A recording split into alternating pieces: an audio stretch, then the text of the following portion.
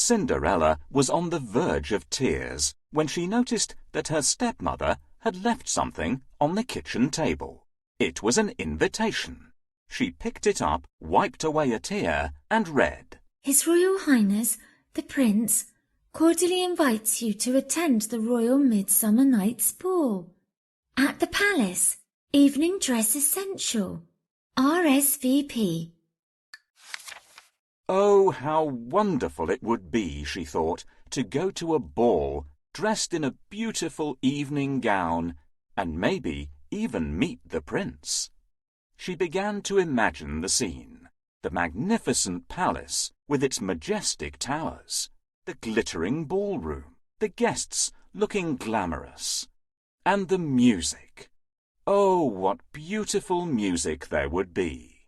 The dancers would be swirling and gliding across the dance floor, and of course the prince would be there, looking handsome and charming. He would see her and make his way across the ballroom and... Suddenly her stepmother returned. Give that to me! How dare you read my mail? As she snatched the invitation, she said, Don't think that you'll be going to the ball, because you won't. You have far too many chores to do.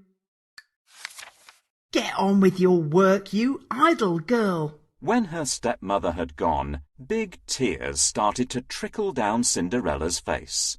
She had thought to tell her father how badly she was treated, but felt he might not understand and be disappointed with her. It was her stepmother's word against hers. Sometimes it was more than she could bear.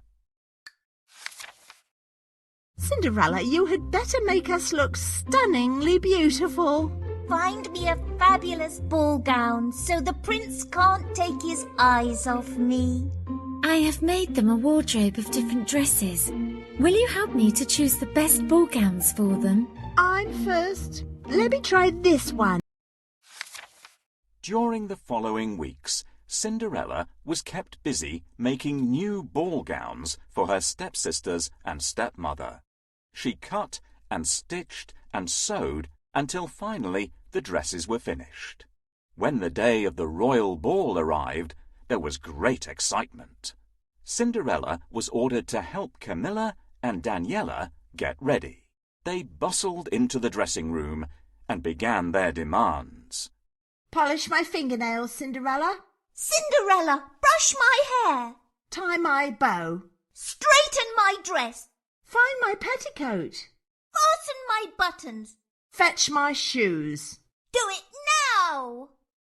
Poor Cinderella rushed here and there, trying to do everything she could for her stepsisters. She dressed them beautifully in their new ball gowns. Camilla's gown was made from the finest gold and blue silk, and Daniela's from red and gold satin. They both put on their richest jewels, their rings and necklaces of pearls and diamonds.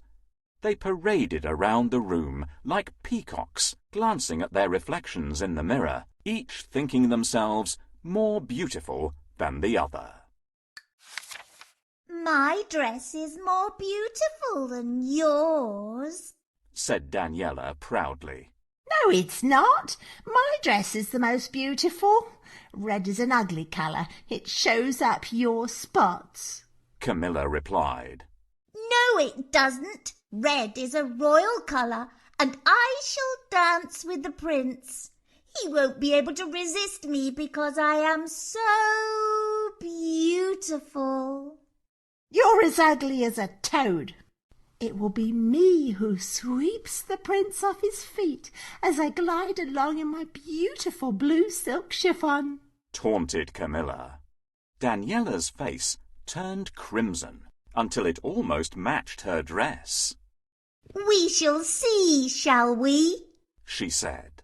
Then she launched herself angrily at her sister, but Cinderella quickly came between them. Please stop. You are both very beautiful, and I'm sure you shall both get to dance with the prince.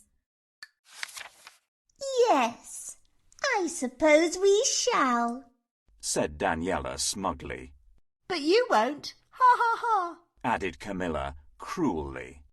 Then, with a swish of silken petticoats, they left, without a word of thanks. The carriage arrived to take them to the palace. Cinderella's father escorted his wife and his stepdaughters to the door, and then said, Where is my daughter? Isn't she coming to the ball with us? Goodness, no, replied his wife. She has been very badly behaved, and as punishment she must stay at home. Her husband shook his head. What a pity. She used to be such a good, sweet child. Cinderella watched as the carriage drove away, and she felt a deep sadness in her heart. She sank down by the fireside, and this time she could not stop the big, sorrowful tears. She wept pitifully. Oh, why can't I go to the ball? I wanted to go so much. Why must I be treated so unfairly? I wish my mother was here to care for me. Oh, how I wish I could go to the ball. All of a sudden there was a flash of blue light, and there beside her stood a beautiful lady, whose dress of shining midnight blue sparkled like starlight. She held a twinkling fairy wand and looked at Cinderella with the sweetest smile. And you shall go to the ball, dearest girl. Don't be afraid, Cinderella. Your mother has sent me to grant your wish. I am your fairy godmother, and am here to care for you. Cinderella was so amazed that she found it hard to speak at first. Oh, thank you. This is very kind of you. But how can I go in these old clothes? And however shall I get there?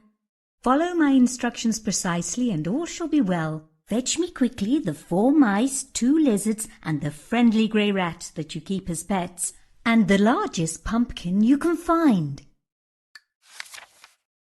Cinderella did as she was asked, and when the creatures and the pumpkin were all assembled, the fairy godmother waved her magic wand, saying, No more pumpkin, rat, lizards, and mice to be seen, but a golden coach and horses, fit for a queen.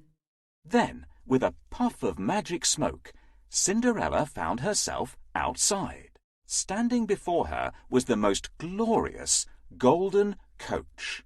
It was pulled by 3 white horses that held their plumed heads high against the evening sky. There were also 2 smart and very well turned out footmen to attend her, and a white-whiskered coachman to drive the coach. It was indeed fit for a queen.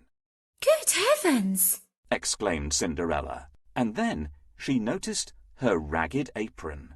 Don't you worry about that, said her fairy godmother softly. Now close your eyes and stand very still. She waved her magic wand a second time, saying, No more an old and ragged dress, but a beautiful gown fit for a princess. There was a silver flash of light, and when Cinderella opened her eyes, she was amazed.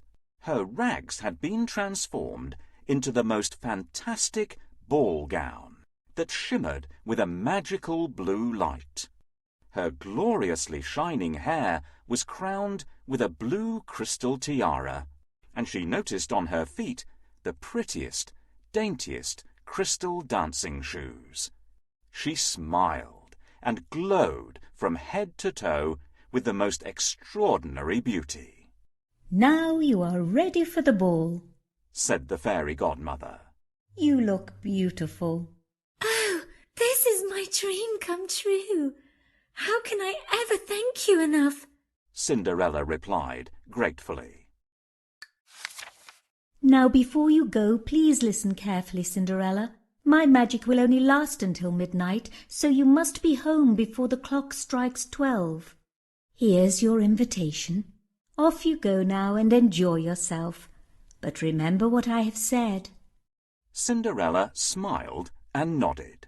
The coachman opened the coach door, and she was taken swiftly to the palace.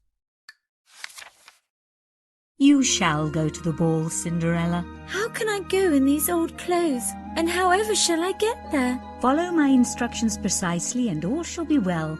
Fetch me quickly the 4 mice, 2 lizards, and the friendly grey rat that you keep as pets, and the largest pumpkin you can find. I wonder why the fairy needs the pumpkin and lizards. Let's find them. We found everything you asked for, Fairy Godmother. With my spell, I can change the pumpkin into a coach and the lizards into 2 splendid footmen. Fairy, you are amazing, but I'll need someone for a coachman. With my spell, I'll change the mice into horses and the rat will become a white-whiskered coachman. Please help me find the mice in the cellar. Can you see them? Well done!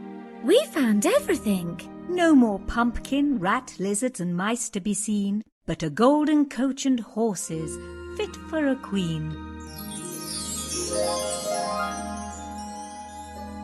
No more an old and ragged dress, but a beautiful gown fit for a princess. This is wonderful. I feel like a princess. You shall have the most magnificent magical ball gown. I've never seen such a fantastic ball gown. We're almost finished. Look in the coach and see what you can find. Put on your shoes and off you go to the palace to enjoy yourself. My magic will only last until midnight, so you must be home before the clock strikes 12. Oh, this is my dream come true. However can I thank you enough?